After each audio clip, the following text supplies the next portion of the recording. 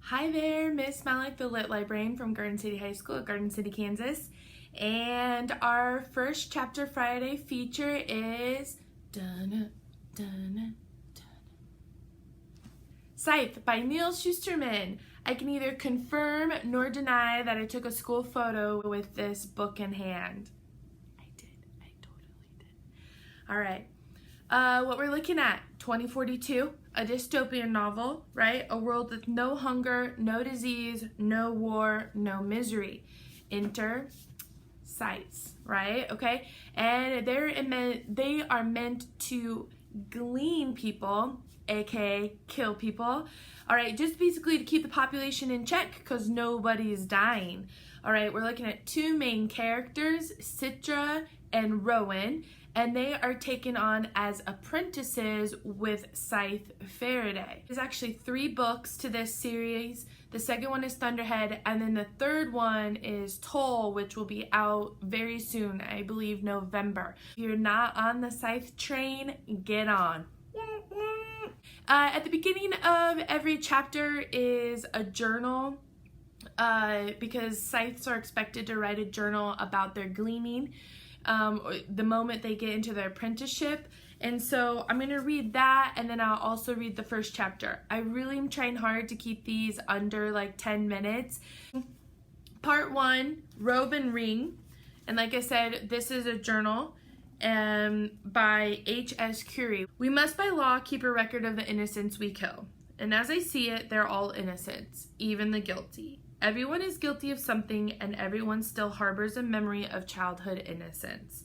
No matter how many layers of life wrapped around it, humanity is innocent, humanity is guilty, and both states are undeniably true. We must by law keep a record. It begins one day on day 1 of apprenticeship, but we do not officially call it killing. It's not socially or morally correct to call it such. It is, and has always been, gleaning. Named by the way the poor would trail behind farmers in ancient times, taking the stray stalks of grain left behind, it was the earliest form of charity. A scythe's work is the same. Every child is told from the day he or she is old enough to understand that the scythes provide a crucial service for society. Ours is the closest thing to a sacred mission the modern world knows. Perhaps that is why we must, by law, keep a record. A public journal, testifying to those who will never die and those who are yet to be born, as to why we human beings do the things we do. We are instructed to write down not just our deeds, but our feelings, because it must be known that we do have feelings, remorse, regret, sorrow too great to bear. Because if we didn't feel those things, what monsters would we be? From the Gleaning Journal of H.S. Curie. Chapter 1. No Dimming the Sun. The Scythe arrived late on cold November afternoon. Citra was at the dining room table, slaving over a particularly difficult algebra problem, shuffling variables unable to solve for x or y, when this new and far more pernicious variable entered her life's equation. Guests were frequent at the Terranova's apartment, so when the doorbell rang, there was no sense of foreboding, no dimming of the sun, no foreshadowing of the arrival of death at their door.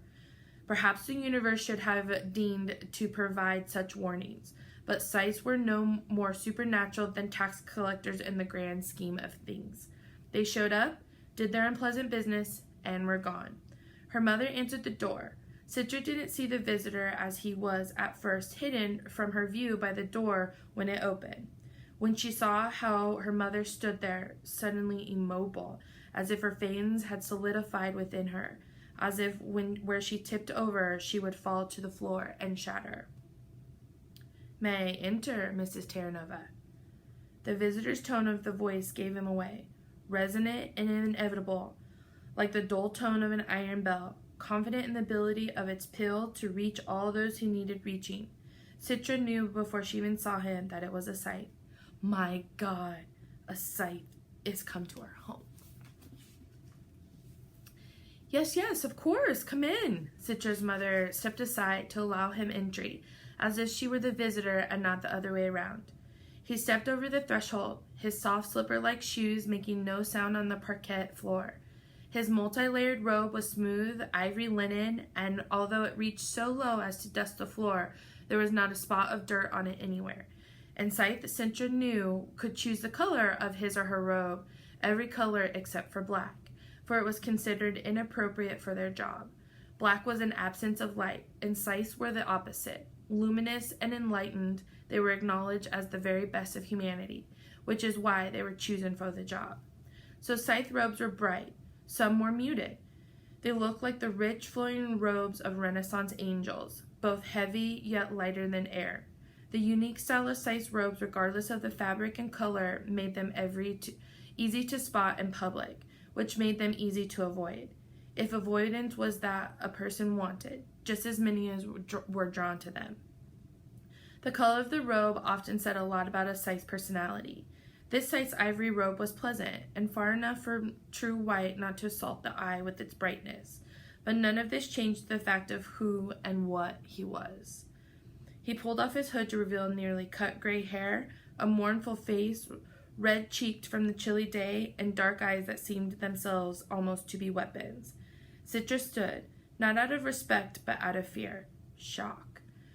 She tried not to hyperventilate. She tried not to let her knees buckle beneath her. They were betraying her by wobbling, so she forced fortitude to her legs, tightening her muscles. Whatever the Scythe's purpose here, he would not see her crumble. "You may close the door," he said to Citra's mother, who did so although Citra could see how difficult it was for her. A Scythe in a foyer could still turn around if the door was open. The moment that door was closed, he was truly, truly inside one's home. He looked around, spotting Citra immediately. He offered a smile. "Hello, Citra," he said. The fact that he knew her name froze her just as solidly as his appearance had frozen her mother.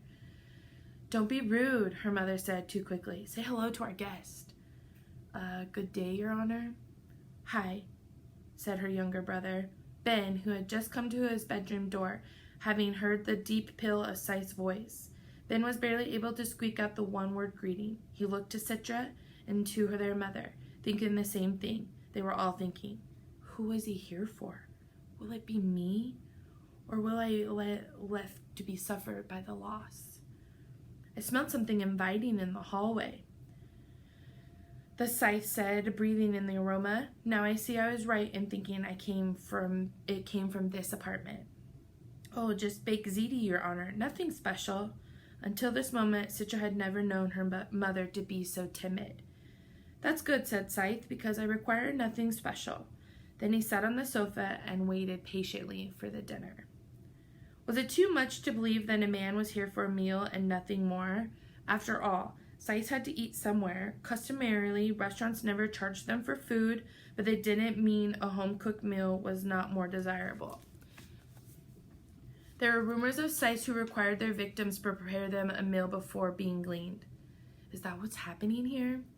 Whatever his intentions, he kept them to himself, and they had no choice but to give him whatever he wanted. Will he spare a life here today if the food is to taste? Citra wondered. No surprise that people bent over backwards to please Scythes in every possible way. Hope in the shadow of fear is the world's most powerful motivator. Citra's mother brought him something to drink at his request, and now labored to make sure tonight's dinner was the finest she had ever served. Cooking was not her specialty. Usually she could return home from work just in time to throw something quick together for them. Tonight, their lives might just rest on her questionable culinary skills. And their father? Would he be home in time, or would a gleaning in his family take place in his absence? As terrified as Citra was, she did not want to leave the Scythe alone with his own thoughts, so she went into the living room with him. Ben, who was clearly as fascinated as he was fearful, sat with her. The man finally introduced himself as Honorable Scythe Faraday. "I did a report on Faraday for school once," Ben said, his voice cracking only once. "You picked a pretty cool scientist to name yourself after." Scythe Faraday smiled. I like to think I chose an appropriate patron historic.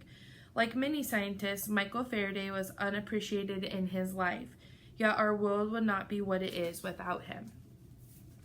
"I think I have you in my Scythe card collection," Ben went on. I have almost all the mid-American Scythes, but you were younger in that picture. The man seemed perhaps 60, and although his hair had gone gray, his goatee was still salt and pepper. It was rare for a person to let themselves reach such an age before resetting back to youthful self. Citra wondered how old he truly was, how long he had been charged with ending lives. Do you look your true age, or are you the far end of time by choice? Citra asked. Citra! Her mother nearly dropped the casserole she had just taken out of the oven. What a question to ask! I like direct questions, the Scythe said. They show an honesty of spirit, so I will give an honest answer.